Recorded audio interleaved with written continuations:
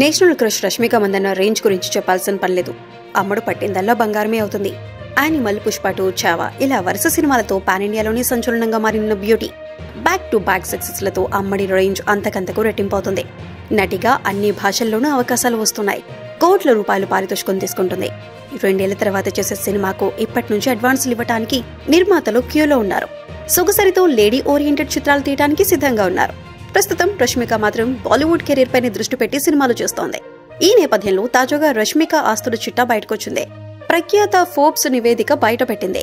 అమ్మడి వయసు 28, కానీ ఆస్తి మాత్రం 66 కోట్ల వరకు సంపాదించింది.